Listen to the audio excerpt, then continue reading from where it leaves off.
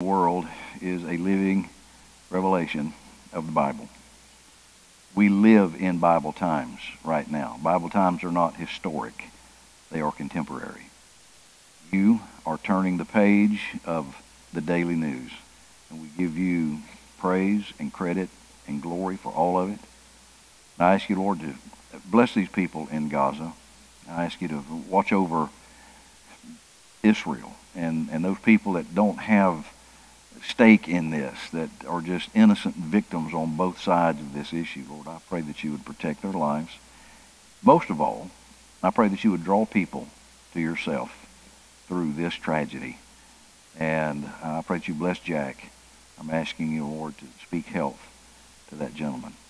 And watch over us as we take this group to Texas. Give us a safe trip there. And I pray that you bless our service tonight in Jesus' name. Amen. Amen. All right, Daniel, chapter number 2.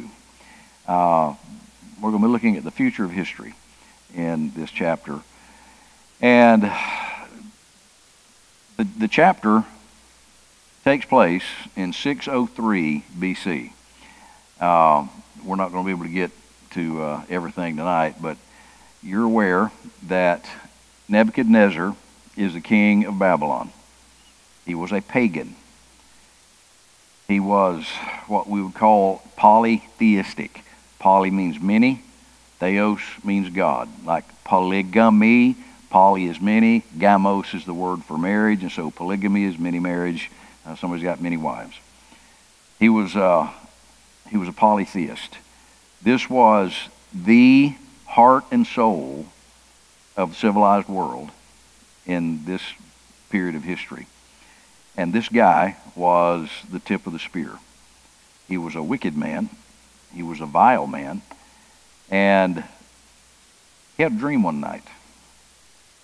And it just so happened, there was a young man that had been kidnapped from his home, that had been taken to Babylon with many, many others. And his name was Daniel. And this dream woke the king up. He couldn't figure out what this dream meant. It was just this weird, really strange thing.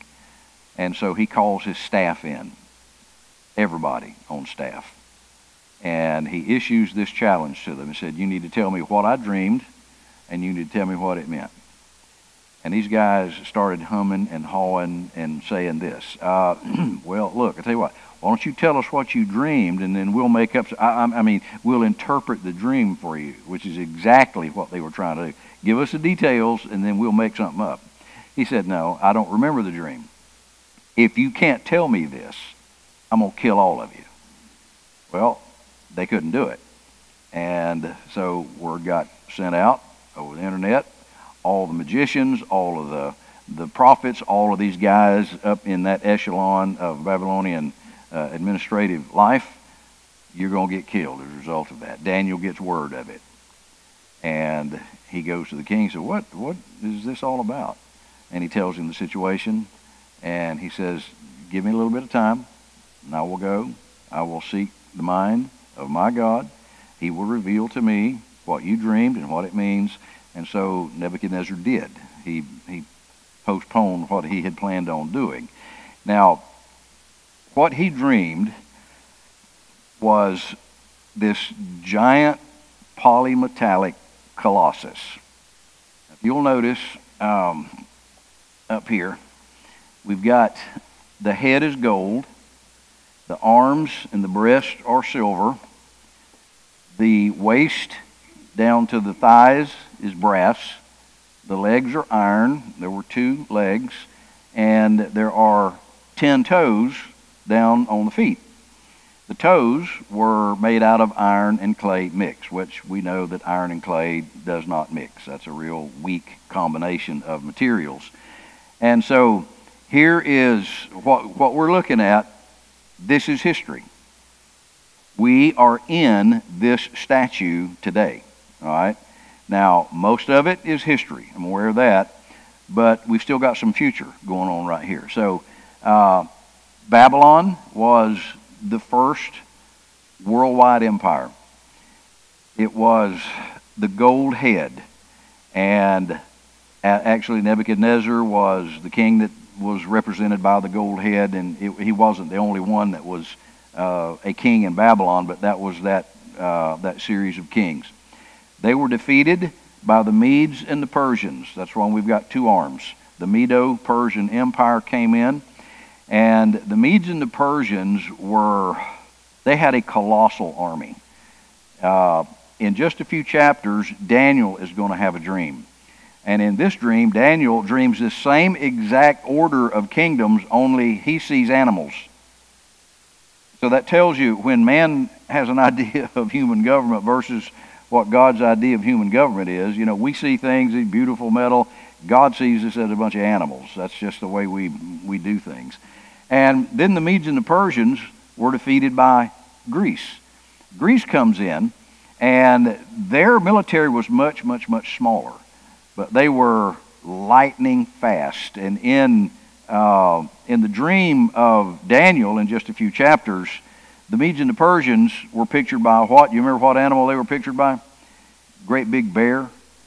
And one paw was raised, and that one paw was the more militaristic of the two countries that combined together. Then they were defeated by this small blitzkrieg of an army that was led by Alexander the Great and the Grecian Empire, and they would hit you kind of like a wasp, bing, bang, bong, and finally they wore the Medes and the Persians down. And then Greece was defeated by Rome. Rome in 364 was split into the eastern and the western divisions, which, by the way, they are still split into those divisions tonight. You got the Roman Catholic Church, and then you've got the Grecian arm of the Catholic Church, so they're still divided. And then at the bottom, there's going to be a global federation. You've got 10 toes on this thing. And these toes represent the final form of world government. We're not there yet. I think we're seeing the sketch of this being put together right now. But these 10 toes represent the 10 divided government districts of the world. And if you go online and look at the United Nations, their plan for like 2020, they have this sustainable future, and they've got, they're dividing the world. I'm talking about the entire world is going to be divided into 10 groups that will be governed by the United Nations. So we're looking at a singular world government. That's what we're coming to. All right, and we're looking at universal communism. All right, that's where we're headed. And we've got, let me just walk through some of the details of this. Chapter 2 opens in 603 BC. Nebuchadnezzar became king after his daddy, Nabopolassar, died in 605 BC. So he's only been king for a couple of years. And Nebuchadnezzar dreams this mystery. And he instructs 4 levels of his staff into his office because he was confused by this dream, this great big polymetallic thing, and he didn't know what it meant. And so he has the magicians. Now the magicians are not, oh, watch how many, I'll make this disappear. That's not what a magician was. The word in Hebrew means pen or stylus. These were document scholars, okay? That's what these guys were. Then he drew in the astrologers, and these were experts on planetary and stellar positions. They looked at the stars. It was astrology, okay? They could try to tell your future with planetary motions. And then the sorcerers. Now, these were guys that dealt in herbs, potions, drugs, and charms. Remember in Revelation, the Scripture talks about this matter of drugs and how sorcery would be pandemic. And that's what the word sorcery, you know what the word sorcery is in the Greek language? Pharmakia. What does that sound like? It's exactly what it is. And so we're looking at an overspreading pandemic problem of drugs that will help, I think, delude people. You know, this is part of how people are going to be deluded in these days. And then there were the Chaldeans, and these were the priests and the wise men and the philosophers. And so when nobody could figure out, I don't know what you dreamed, well, you better tell me. Nobody can figure that out. And so he calls all these people in, and Daniel and his 2 friends were part of this. They weren't one of these four, but they were still part of this administrative group that was going to be executed. And so in verses 3 through 6 in chapter 2, actually read verse number 1. The king commanded to call the magicians, the astrologers, the sorcerers, and the Chaldeans. These were like scientists, for to show the king his dream. So they came and stood before the king, and the king said unto them, I've dreamed a dream, and my spirit was troubled to know the dream. Then spake the Chaldean to the king in Syriac, O king, live forever. Tell thy servants the dream, and we'll show the interpretation thereof. That's pretty slick, all right? The king answered and said to the Chaldeans, well, actually, the thing is gone from me. If you will not make known unto me the dream with the interpretation thereof, ye shall be cut in pieces. Well, there's some job motivation for you. And your houses shall be made a dunghill. And that doesn't mean a toilet. It means it's going to be a landfill. But if you show me the dream and interpretation thereof, you will receive of me gifts and rewards and great honor. Therefore show me the dream and the interpretation thereof. Well, the Babylonians believed that these dreams were messages from the gods. This was their belief concerning dreams. And they were going to make up this interpretation if he would just give them the details. Verses 10 and 11, the Chaldeans answered before the king and said, there is not a man upon the earth that can show the king's matter. They were wrong. Therefore, there is no king, lord, nor ruler that asks such things at any magician or astrologer or Chaldean. It's a rare thing that the king requireth, and there is none other that can show it before the king except the gods whose dwelling is not with flesh. All right, so they did believe that there were gods in the world that were not human. All right, now these were pagans that they were talking about. But so Daniel and his friends, in verses 12 through 23, Daniel and his buddies are given this message. All right, you've got to figure out what the king has dreamed and interpret it, or you're going to be killed, and nobody can do it, and so you're going to be killed. And so Daniel, verses 24 and 25, therefore Daniel went in unto Arioch, whom the king had ordained to destroy the wise men of Babylon. And he went and said thus unto him, destroy not the wise men of Babylon. Now, you know what Daniel could have said? Yeah, why don't you go ahead and take these guys out, and I'll come in and, we'll interpret this thing, but he won't save everybody now. Bring me in before the king, I will show the interpretation unto the king.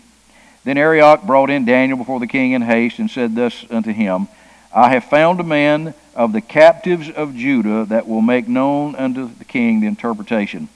And so now we think we found somebody. Nebuchadnezzar has been given some information. This man can do it. So here's what happens. Babylon, he's going to explain, and I'm trying to cut to the chase here. The head of gold was Babylon. All right? Babylon ruled from 606 to 536 BC. That happened. All right? Then Medes and the Persians came. They defeated the Babylonian Empire, and they ruled from 536 to 330 BC. Then Greece comes. From 330 to 30, about 300 years, Greece ruled the world.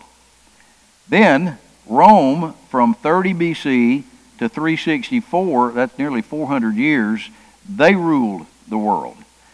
And this covers verses 32 through 40. He's explaining all of this.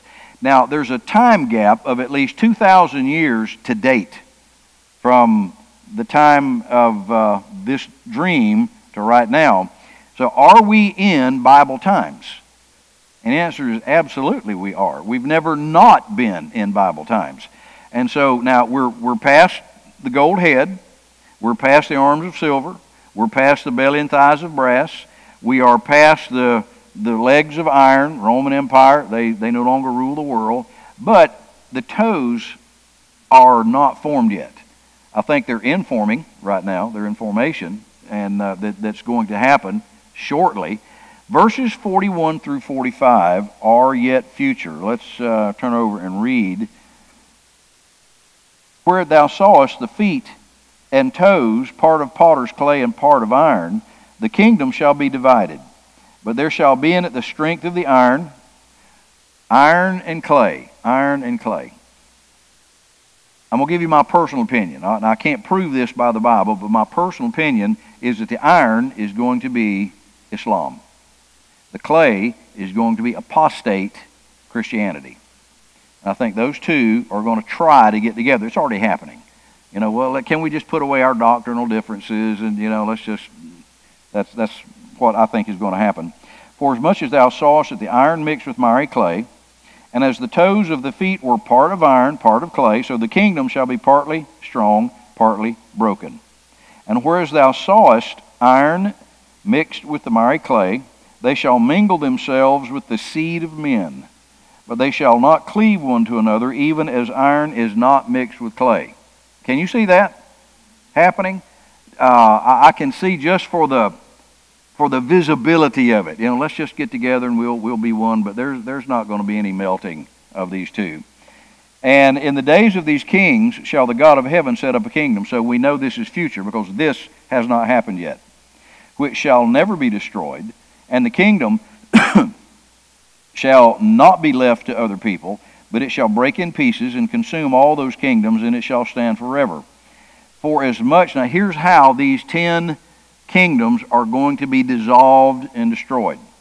For as much as thou sawest that the stone was cut out of the mountain without hands, and that it brake in pieces the iron, the brass, the clay, the silver, and the gold, the great God hath made known to the king what shall come to pass hereafter, and the dream is certain, and the interpretation thereof is sure. So, this is what we're looking at in this statue, is history. It is the way things were, the way things are going to be at some point in the future. And so, Christians believe this. We understand this. Now, if you explain this to man on the street, you explain this to a contemporary non-doctrinal church, and they will scratch their head because they have no idea what you're talking about as far as God being in control of the future is concerned. But then we get Daniel chapter 3. And in chapter 3, look what happens. Let's just read this. Nebuchadnezzar, now this is 23 years after chapter 2, all right? So Nebuchadnezzar the king made an image or a statue of gold whose height was 80 cubits and the breadth thereof 6 cubits. This thing was 90 feet tall, and it had a base of 9 feet. It was 9 feet square. And he set it up in the plain of Dura in the province of Babylon, an image of gold from the head to the feet. Now, what did the gold head stand for? Babylon. He just makes the whole thing out of gold. What do you think he's trying to do here? He's trying to force history. We are going to run history. I am. And so he's really made a serious mistake here. And nobody was on the horizon right now. You're right. The Medes and the Persians were nobody. Greece certainly was nobody. And now the Septuagint says that this was in the 18th year of Nebuchadnezzar, which would make this 586 BC. And in verse number 1, the word Dura means boundary or wall. And it seems as though this thing was set up in a valley. And you had these mountains like walls all around. And it was overlaid with gold. It had a gold frame, and it was overlaid with gold.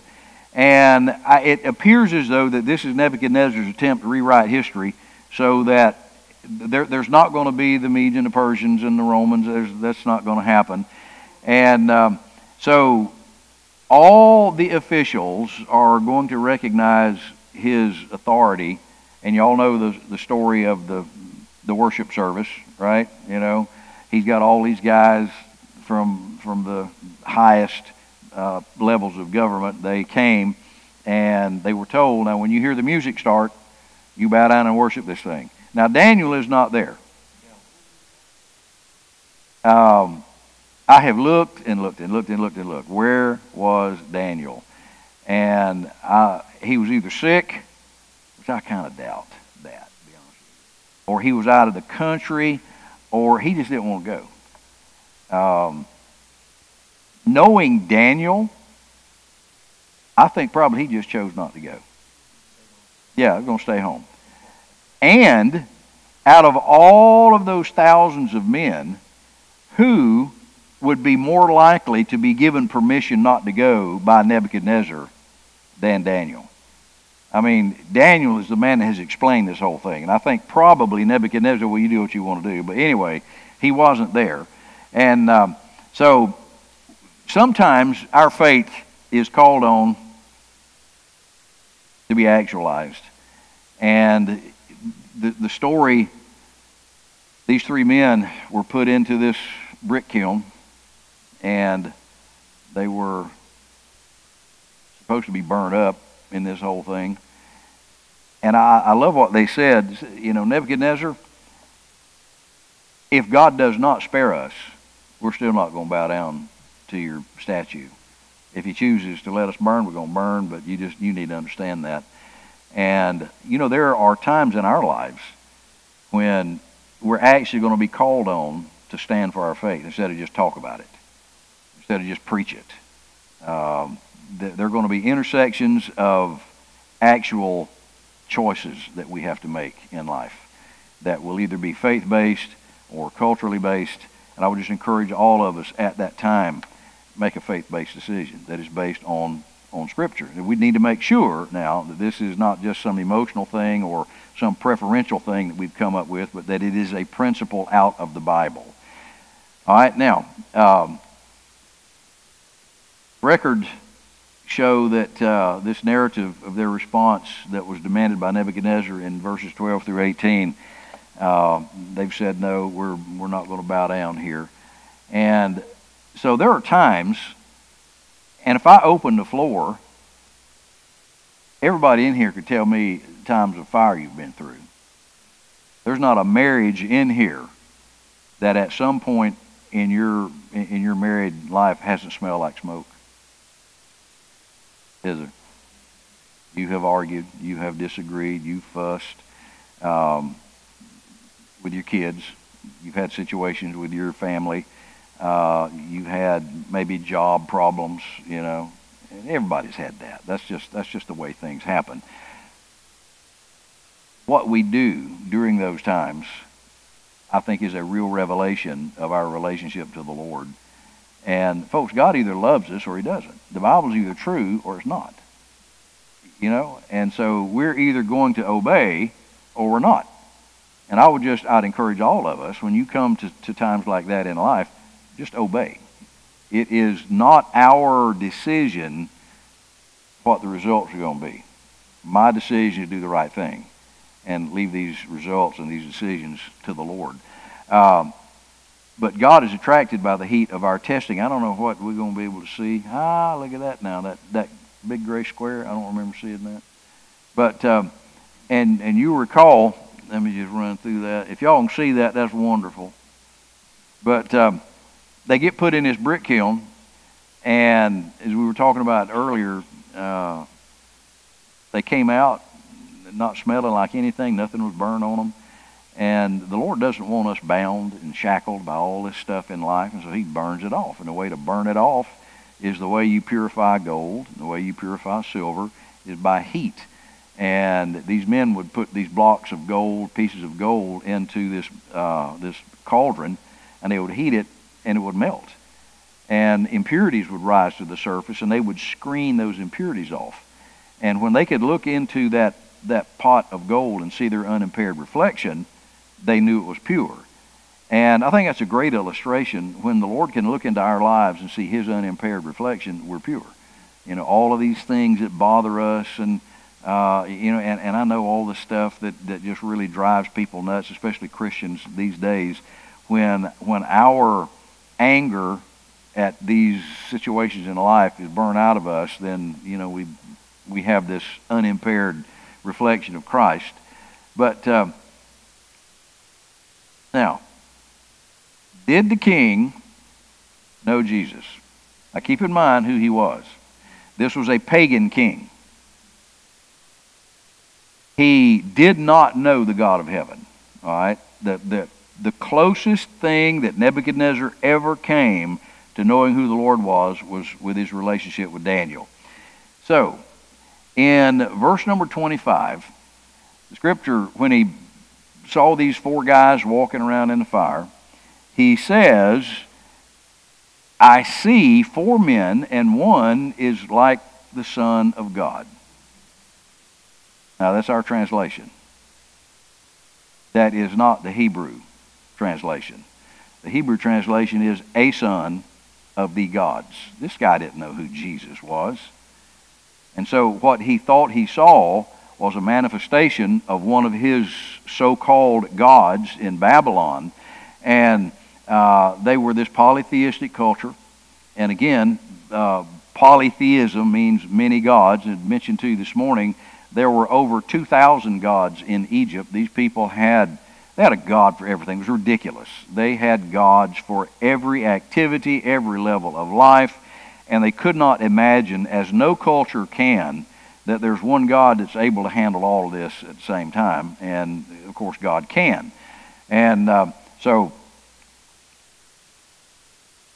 he gives this Babylonian state document. After these guys come out of the fire,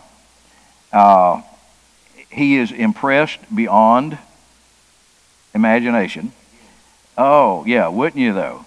And so in chapter 4, this is an official Babylonian state document that we have a copy of in Daniel 4. Nebuchadnezzar the king, unto all people, nations, and languages that dwell in all the earth, peace be multiplied unto you. So this is a document of witness, is what this is. I thought it good to show the signs and wonders that the high God hath wrought toward me. How great are his signs, and how mighty are his wonders. His kingdom is an everlasting kingdom, and his dominion is from generation to generation. I, Nebuchadnezzar, was at rest in my house, flourishing in my palace. I saw a dream which made me afraid, and the thoughts upon my bed and the visions of my head troubled me. I made a decree to bring in all the wise men of Babylon before me, that they might make known unto me the interpretation of the dream. And then all the guys came in. He gives the list of his staff people. But, verse 8, at the last, Daniel came in before me, whose name was Belteshazzar. He changed their names from Hebrew names to Babylonian names. Daniel was changed to Belteshazzar, according to the name of my God. Okay, so he admits, and his God was Bel. So Belteshazzar, and in whom is the spirit of the holy gods. And before him I told the dream, saying, O Belteshazzar, master of the magicians, because I know that the spirit of the holy gods is in thee, and no secret troubleth thee, tell me the visions of my dream that I have seen, and all the interpretation thereof. And he did. Here's what you dreamed. You dream this great big tall guy, 90 feet tall, a head of gold, arms of silver. He explains the whole thing to him, and he interprets the dream. And so this is this witness.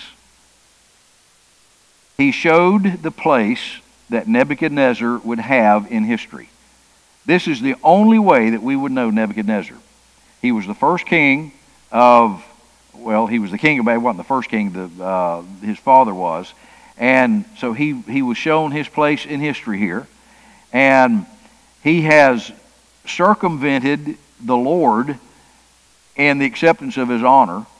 In other words, he's made this statue out of gold totally. His confrontation with the Lord has produced this Babylonian document. Everybody in Babylon read this. They heard about it. Now, here's the question. Did Nebuchadnezzar get saved? At this point, let's put it that. At this point, is Nebuchadnezzar saved? I don't think he is. Do you think at some point he did get saved?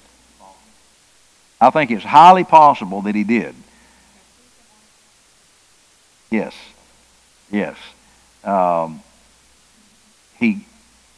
It was quite a while after Daniel explains to him about his sin, and it was, I think, about a year later. He was walking in his palace, and he said, my, look at all this that I have built for the glory of my honor. And while the words were still in his mouth, he was struck with a condition called boanthropy. And boanthropy is when a person takes on the characteristics of a bovine or a cow. And so They take him out on the palace grounds, and for 7 years, the guy eats grass. His fingernails grow like birds' claws. His hair grows like birds' feathers. And for 7 years, he's nonverbal. At the end of 7 years, sets back up on his feet again. The Lord restores his sanity. I think at that point, Nebuchadnezzar did get saved, because the testimony that he gives coming back from that event is pretty powerful. And I don't think we're going to get to it tonight. But there's another dream at the close of his reign. Abydos and Berosus mentioned that this illness is late in his life. This is probably between the 30 to 35th year of the reign of Nebuchadnezzar that he has this problem. It's 25 to 30 years after this throwing the 3 Hebrew guys into the fiery furnace. And so we're a long way, a quarter of a century away from those events. And in chapter 4 is the king's personal account and narrative of what happened. And then Daniel, in verses 19 through 24, he interprets this tree dream. And Nebuchadnezzar dreams another dream. It's a great big tree, great big branches spread out all over the place, birds all in the branches, animals are underneath the tree, and they're eating the fruit. The birds are eating the fruit, they're building nests, animals are chewing on the fruit that fell off the tree, and it just completely mystifies him. He calls Daniel back in, and Daniel says, well, I kind of hate to tell you, because the dream was a watcher came, I think it was an angel, cut the tree down, left the stump in the ground. All the birds took off, all the animals took off, and they put a metal band around the stump of the tree in the ground to protect it from rotting, and until 7 times. All right? That was 7 years. Daniel kind of hesitated. He was like, may this dream be on your enemies, but not you. And Nebuchadnezzar was like, look, tell me, what does it mean? He says, well, all right. And then he tells him what's going to happen to him. You know, he's going to have this problem for 7 years, and at the end of 7 years he would come back, and the kingdom would be restored to him. And so verses 28 through 37 it's the fulfillment of the dream and the response of Nebuchadnezzar. And this guy turned his eyes to the Lord. And I really think Nebuchadnezzar got saved, but this is what it took. He did not get saved at the interpretation of the dream of the polymetallic guy. He didn't get saved then, but he is going to get saved at this point. Now, here was the tree dream. The details are in chapter 4, verses 10 through 16. It was this huge tree that provided life for this variety of life forms, and he's going to come down to boanthropy, which is it's this psychological disorder. I've never seen it. Anybody ever seen anybody with boanthropy? There's also there's a condition called lycanthropy, which is when a person takes on the characteristics of a wolf. I've never seen that either. But anyway, he comes down with this, and there's the interpretation in verses 24 through 26. Nebuchadnezzar is given 1 year to repent. I mean, Daniel just preaches to it.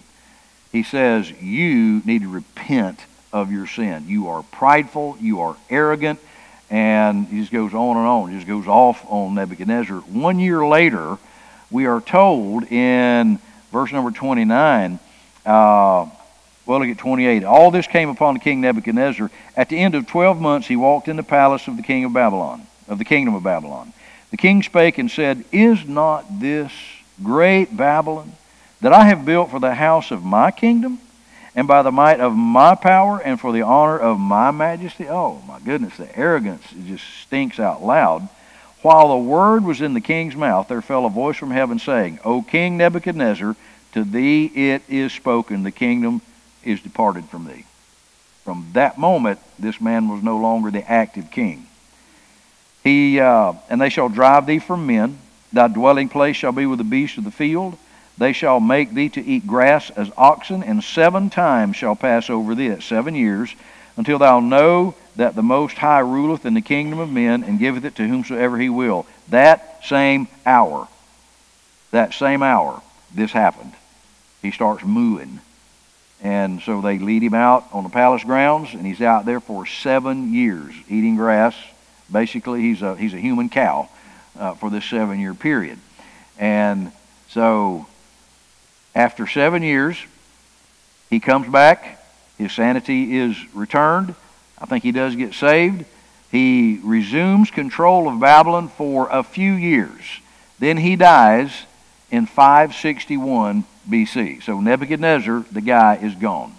Now, in chapter 5, there's a new king. Nebuchadnezzar has been dead for 23 years. Daniel interpreted his dream 65 years ago. One thing about the Bible, when it's not written like this happened at 10 o'clock, and then 11 o'clock, and then 12:30, and then 1:15. It's not written that way. Matter of fact, Daniel is put together. The book of Daniel is not written in chapter order. 1, 2, 3, 4, 5, 6. It's like 1, 5, 6, 9. And why it's written that way, I really couldn't tell you, but history plays out the fact that it was not written in chronological order. And so Daniel is approximately 88 years old. He has been in Babylon for 70 years. All right? He was taken when he was about 18 years old. And he has served in the administrations, he's going to serve in the administration of 3 worldwide empires. 3. And, I mean, that tells you God always has a man in the right place at the right time. And Daniel was that guy for many, many years. And so Belshazzar is the son of Nabonidus. He is the grandson of Nebuchadnezzar. And so the date of this feast that we're going to be looking at quickly in chapter 5 is October the 12th, 538 to 539 BC, according as best we can coordinate the calendars. All right? So there's this feast.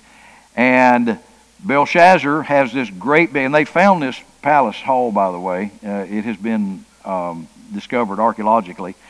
And the temple, you remember when Babylon went into Jerusalem and destroyed everything and took the vessels of gold and everything?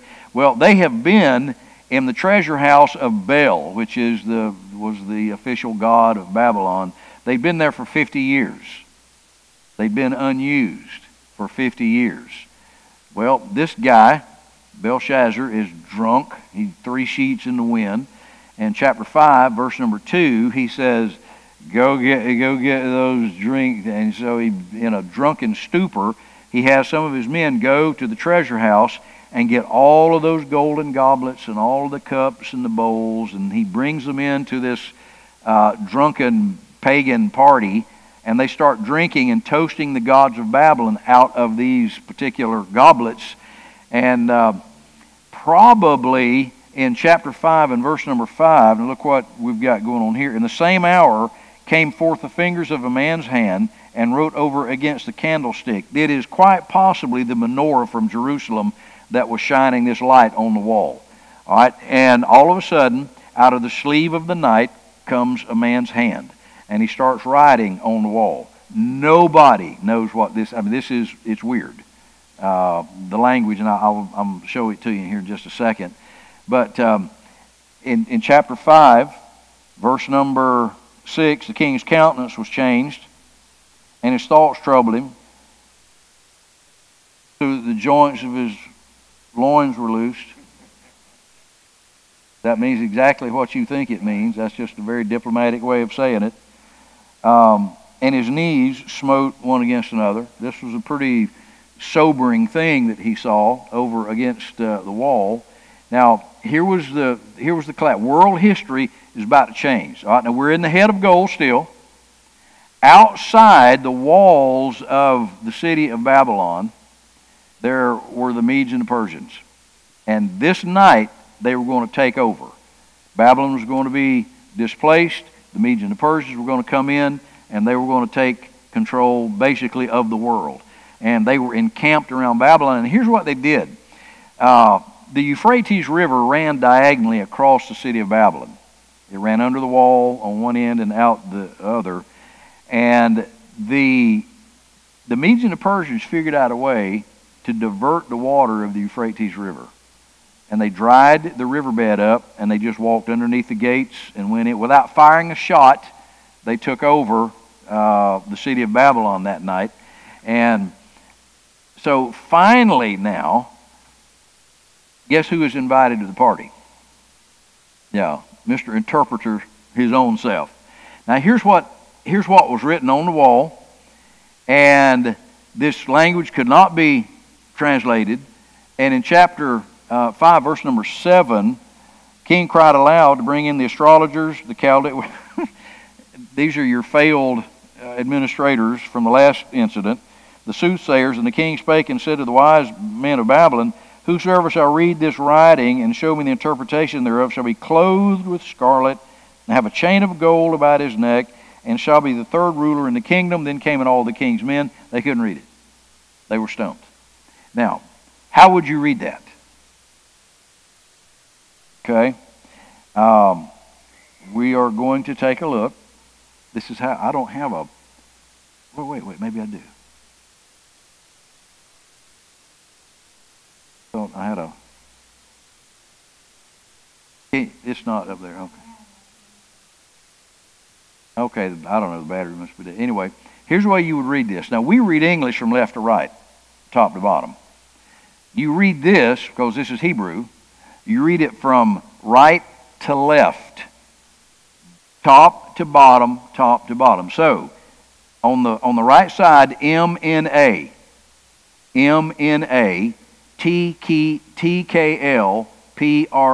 Nobody knew what that meant, but Daniel comes in and he reads it. Mene, Tekel, Peres. Again, nobody knew what that meant, but he's going to explain it. And here is, battery may have just died. Oh, are you doing that? Okay, yeah, go ahead and do that. In chapter 5, verses, I think, 24, look at, look in chapter 5, verse 25. This is the writing that was written. Mene, that means, a mene was 50 shekels, all right? Tekel was 1 shekel. These were Hebrew words for currency. Upharsin, which was a half a mina, or 2.5 shekels. Now, what that means is this. Numbered, it was spoken twice, weighed and divided. This is how they weighed and measured their gold coins. So, you have been numbered, you've been weighed, and you have been divided. So, what's the message here? Babylon is finished. You've been weighed in the hands of God's balance. You have been divided down. Your kingdom is going to be given to, look at verse number 26. This is the interpretation of the thing. Mene, God hath numbered your kingdom and finished it. Tekel, thou art weighed in the balances and art found wanting. And the word wanting means light. Peres, thy kingdom is divided and given to the Medes and the Persians.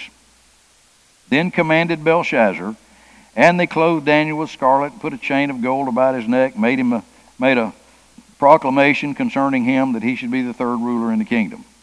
And that night, Belshazzar, the king of the Chaldeans, was slain. He ruled for 17 years, and then he was killed this night. Now, world history, the night that Belshazzar was killed, he had been king for this 17-year period. And according to an archaeologist, Coldaway, they found the largest room in this palace complex. It was 56 feet long by 170, or 56 feet wide by 173 feet long, and it had plastered walls on it.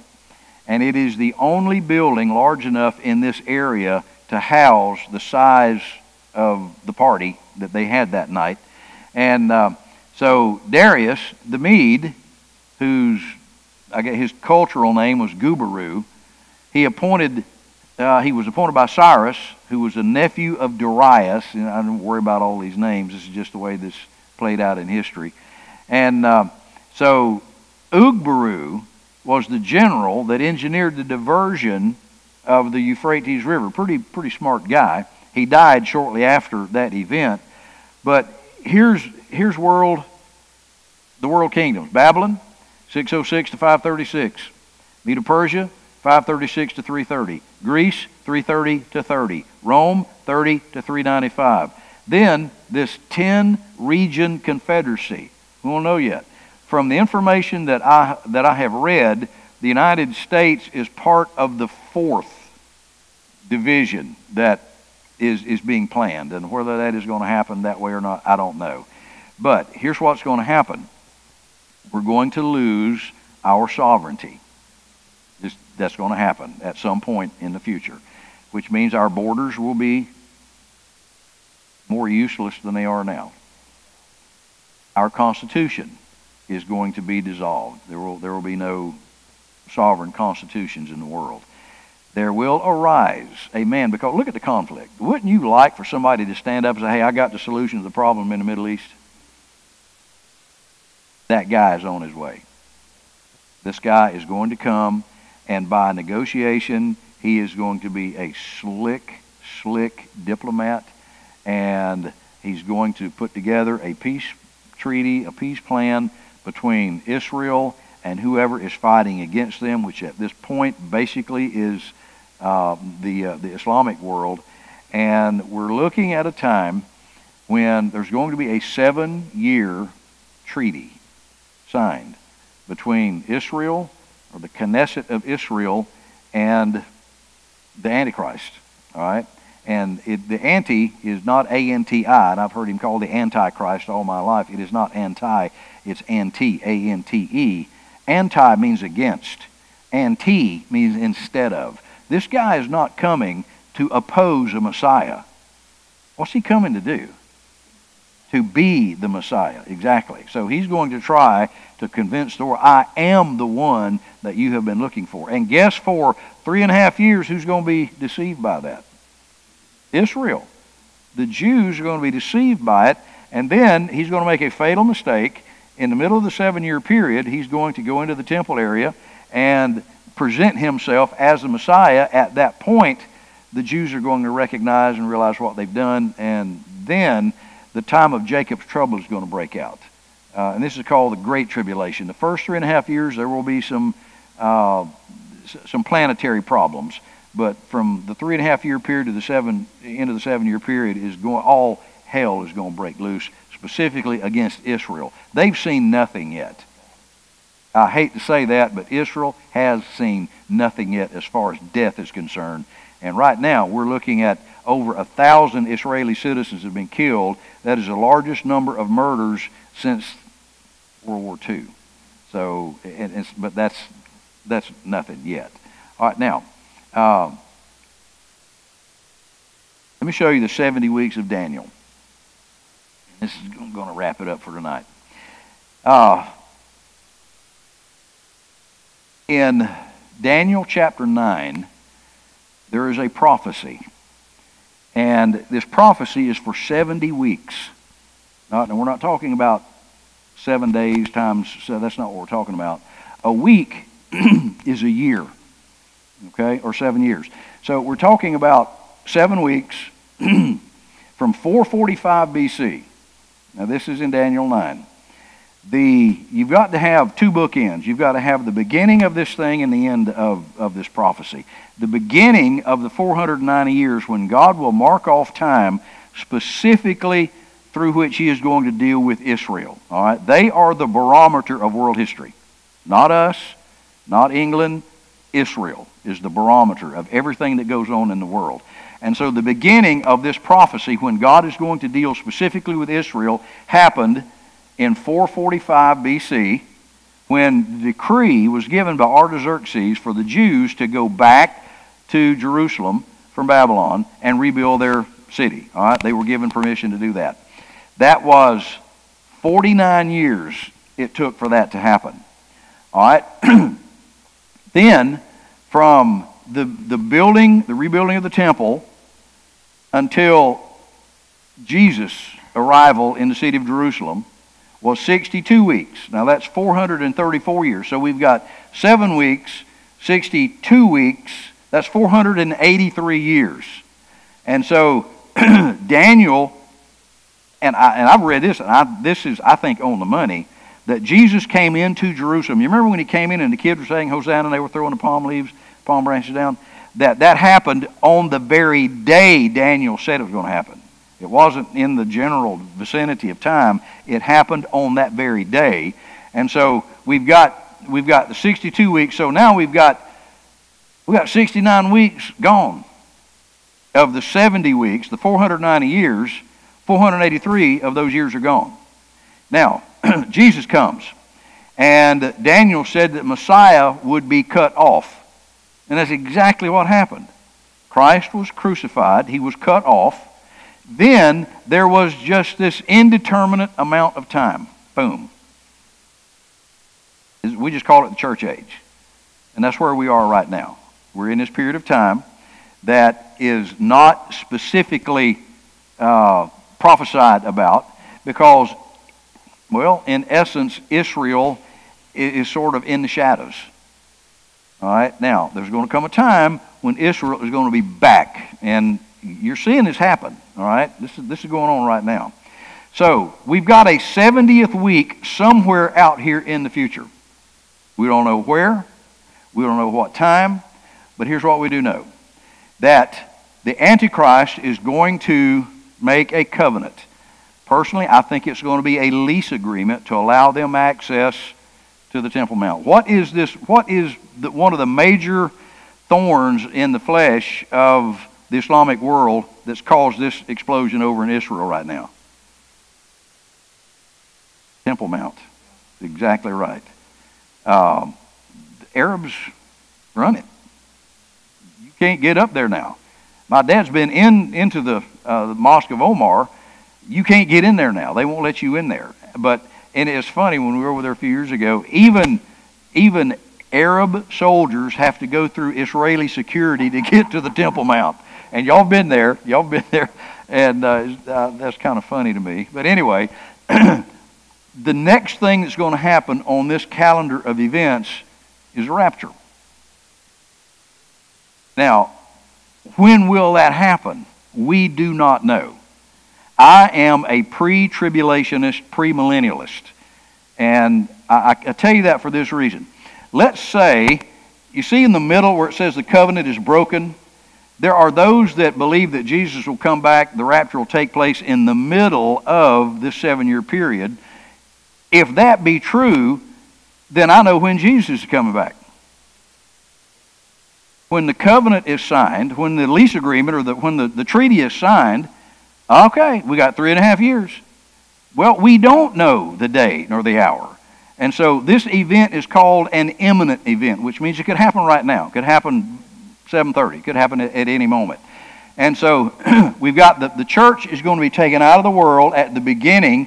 I think we're looking at, according to Daniel, later in, I think, Daniel chapter 12, it's going to take 75 days for the earth basically to readjust itself to the disappearance of millions of people. Can you imagine the havoc that's going to create when millions of people are just simply going to disappear? And so I think it's going to take that 75-day period, and then the tribulation is going to begin, and we're looking at this 7-year period of time that will be broken in the middle, this 3.5-year point, when the Antichrist is going to break the terms of the agreement. He's going to declare himself to be God, and then it is going to break loose. The time of Jacob's trouble is going to just rush over the earth for 3.5 years. Then, at the end of the 7-year period, this is called the Second Advent, the rapture of the church.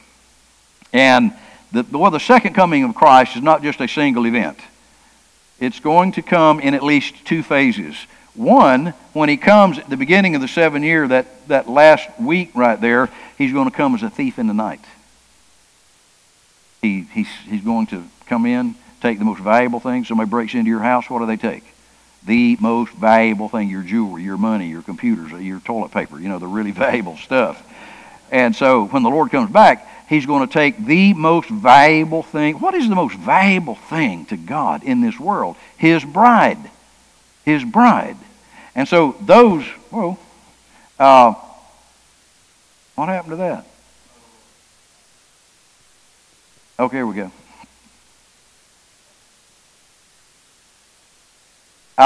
At the end of that 7-year period, he's going to come with 10,000s of his saints. And what does the Bible say about his appearing then? Every eye will see him. So you can't come as a thief in the night and every eye see you.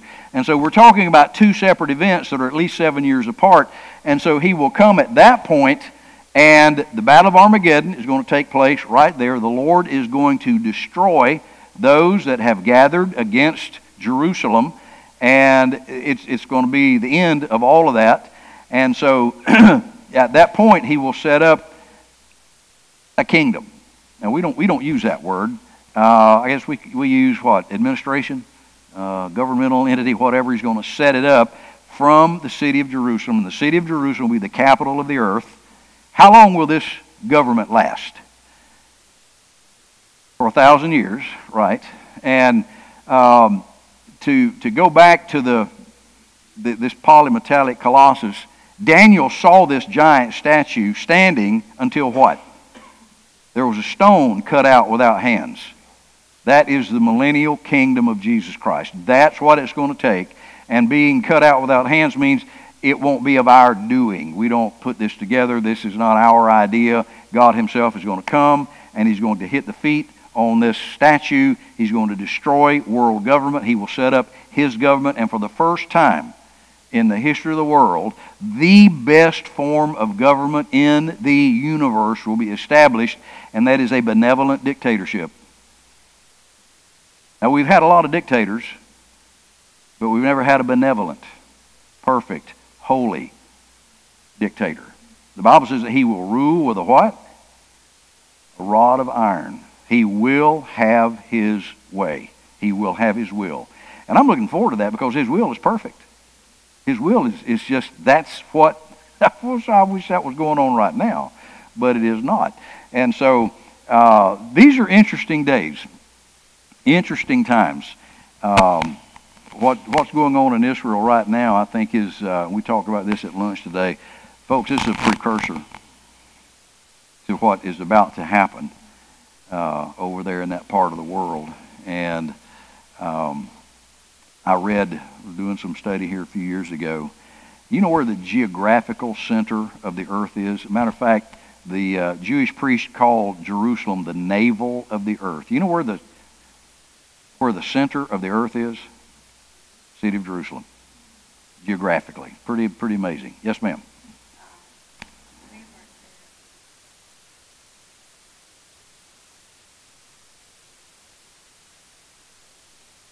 Mosque of Omar. Yeah.